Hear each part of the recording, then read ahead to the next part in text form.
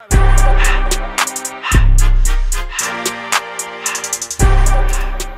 y'all, what's up? Welcome back to my channel. We are right back at it. I just did Love and Hip Hop, so that video should be posted, so if you haven't watched it, go check that out. But now we got to get into T.I and Tiny, the Friends of Family Hustle. I'm finally going to do a separate video because this video actually, or this episode actually gave us a little bit more to, delve more deep into and talk about, so I'm deciding to do a separate video this time. But yeah, so this episode we see how Zonnique is trying to get her career, on and popping, start her own music, legacy and stuff like that. And then we see T.I and his typical, he just irks me, y'all. He is a dude who made it out the hood, who feels like because he's always been the smartest one in the group and people have always came to him, that now he can go out into the world and carry that same mentality and never be wrong. I can't stand people who think they are never wrong. And T.I is one of those people. And we just gonna have to put up with it because he ain't changing. I don't know how Tiny be dealing with this nigga. I don't know how she does it. But we're gonna break it down and get into it. If you are new to your girl's channel, appreciate you for tuning in. Make sure you like this video and subscribe to my channel so you can become a member of the family, okay? Become a member of the Juice Box crew because we keep it over here lit, all right? So let's get into the episode, you guys. Yeah, so we open up with Zonnique, y'all. Zonnique is a very beautiful girl. She kind of reminds me of like Tommi, and the fact that she's just very natural, doesn't have to put on a lot of makeup. She maintains herself real low key, like artists and celebrity who can kind of manage that real Summer Walker, like to herself type bass, type tease. That's what Zonnique gives me. So she wants her mom and Monica to come over to listen to her music because she needs a little advice which one she wants to be a signal. Reginae came too. So they listen to her song. Zonnique is on to something, and she has that vibe type music. Like I said, gives me real like Summer Walker, Janae Aiko, a little bit of Sierra with the whole kind of pop mixed in with the R&B a little bit. Like, she has potential. And if you ask me honestly, I don't understand why Zonnique's career isn't further along than it is, especially with the access that she has. So something is not clicking. Like, she's been putting out music, but she hasn't even had a radio hit yet. So either they're not pushing, either Zonnique is not really doing music hardcore as much as she says she is.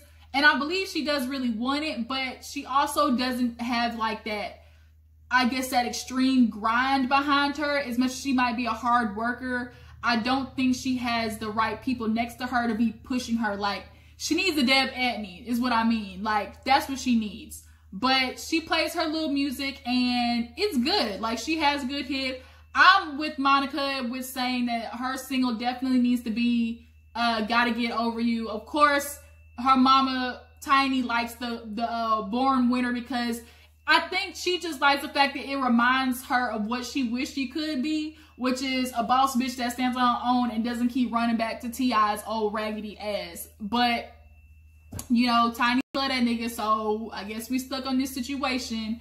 So, yeah, after the music, she decides she's going to do a listening party. She wants it a little bit more intimate, doesn't want a whole big thing that she had last time.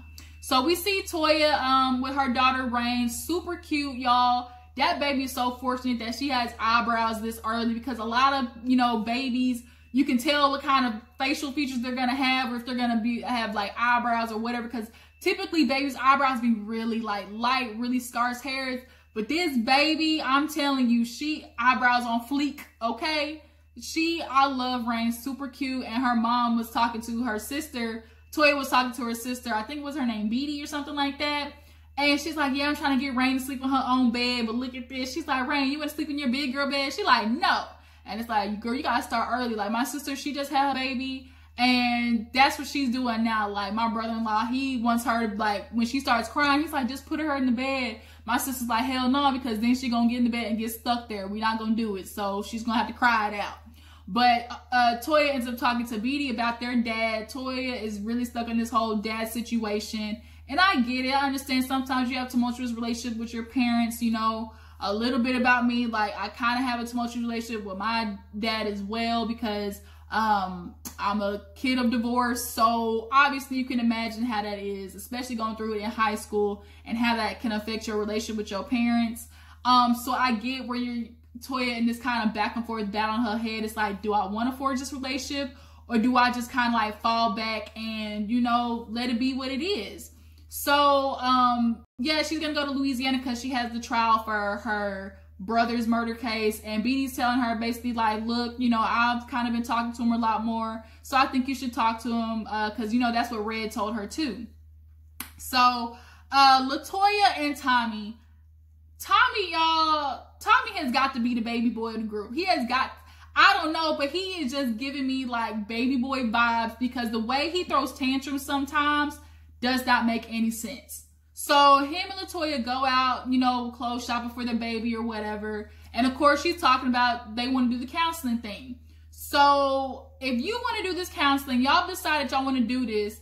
Latoya goes and makes the appointment, now says, okay, babe, I found perfect counselors for us. I got a man and a woman. You know, I got it already scheduled. Now you find a problem with that, and now it's, oh, well, why didn't you come talk to me first? But clearly last episode, Tommy, we saw you talking to her about her wanting to get a counseling session, and you actually got upset with her because she didn't want to do it. So now she's ready to do it, finds it, gets everything set up, and now it's a problem. So now I really am starting to feel like Tommy likes to create problems out of distraction. I'm going to make a problem with you so I don't have to worry about the problems with me. Like, why is everything Toya's fault? Like, everything Toya does for some reason, he wants to find something wrong with. And he got that little man syndrome. Like, what is it, Tommy, that, like, you're having a problem with her doing the thing that you very much asked her to do, which is schedule a therapy appointment. You always complain that she feels like she don't make time for you, or that she made a decision to go do her business instead of coming to the counseling session when you wanted to. So then I'm also getting the feeling that Tommy only wants to do stuff when he decides, when he thinks it's time and ready to do something. That's when we're going to jump and do it. So because you decide to make the counseling session and not include me, now I'm going to throw a bitch fit about it. Like, Tommy, miss me with that. Do you even really want to make this relationship work? So now Toya's confused because she's like, I'm pretty sure we did talk about it. Like, I thought that's what that conversation was, which was you wanted to go to therapy. So I found a therapist. So, like, what's the problem? So now we're starting to really get a taste and see what Latoya is talking about with this relationship with Tommy. So moving on, we see T.I, y'all. T.I. Oh, Jesus. I could just drink a whole bottle of liquor when it comes to watching him. I'm sometimes really a fan of him, and then other times he just says some shit out his mouth, and I'm just like, ugh, I don't want to do it. So he takes his son, Messiah. Y'all, Messiah grew up like into his looks. He was going every time on, you know, when they just had the family, it was just T.I and Tiny, and the kids, Messiah was kind of, I ain't gonna lie, he was a little ugly duckling. He went through his, like, he's kind of into himself, not into his own, got his body, hit puberty. Like, he's kind of cute.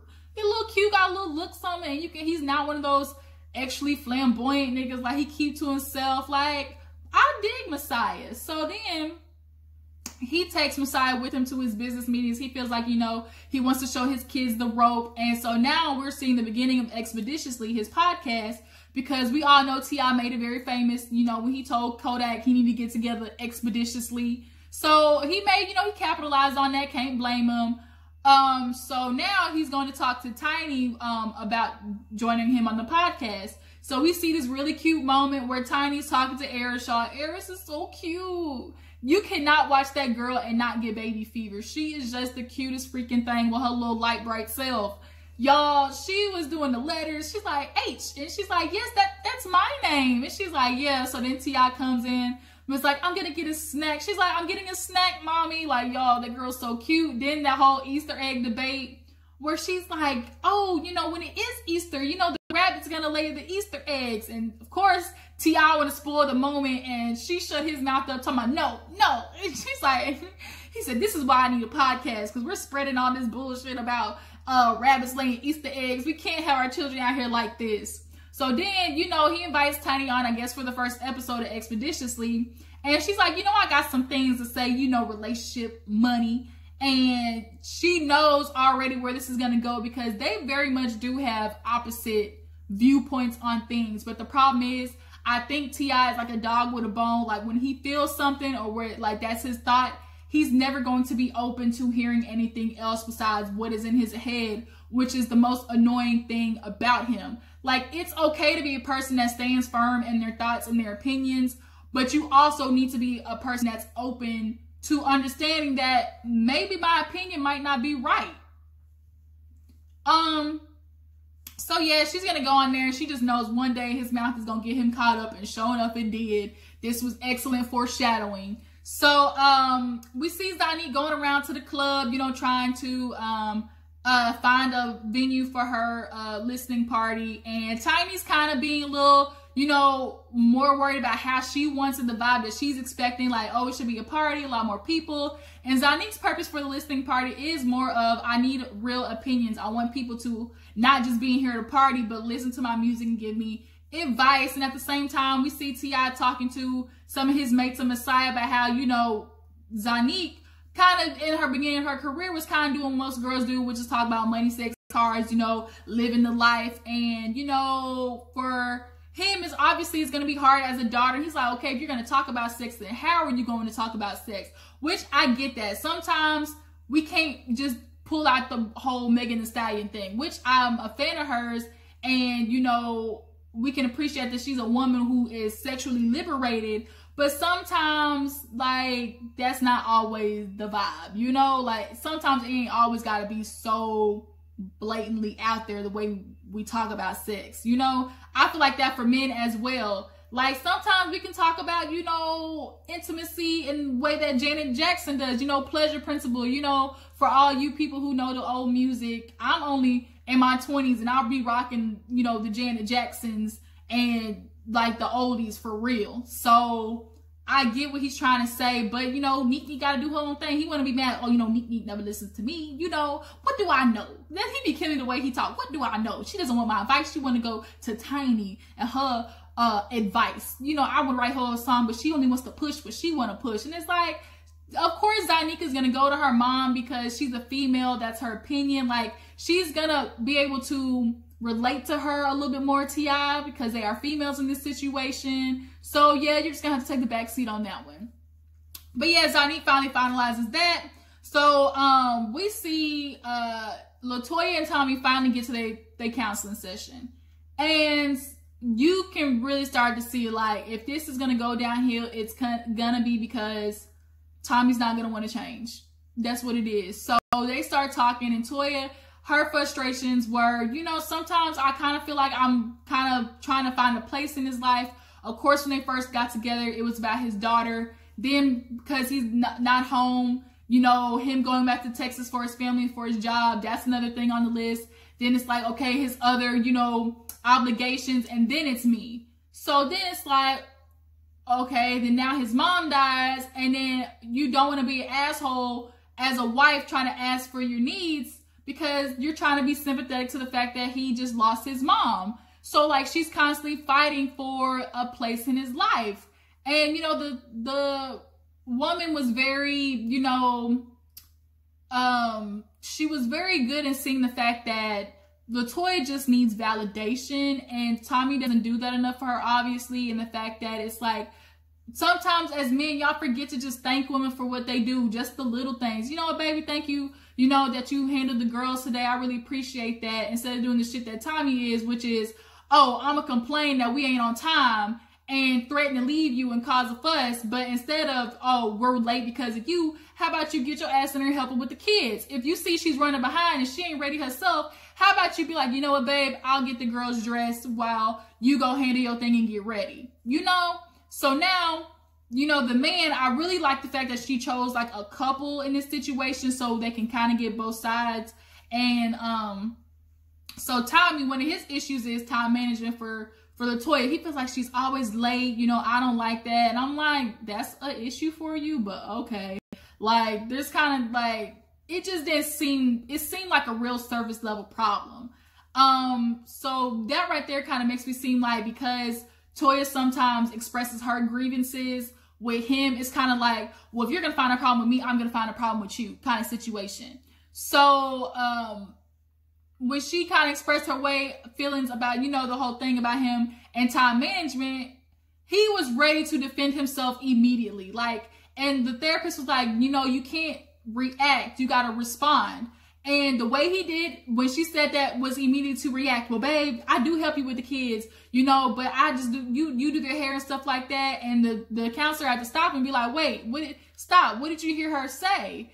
And he kind of had to sit back and be like, you know what? You sure right, boss. I get it. Okay, so what I'm hearing you say is, and you know, he repeated her and she's like, that's it. Like, you can't sit there and complain of issues and not come with a solution to the problem. Like, people, if you're going to complain about a problem, don't just complain. How about you come with a solution? Don't come with just like stacking on top of the problem and complaining about it isn't going to fix the situation.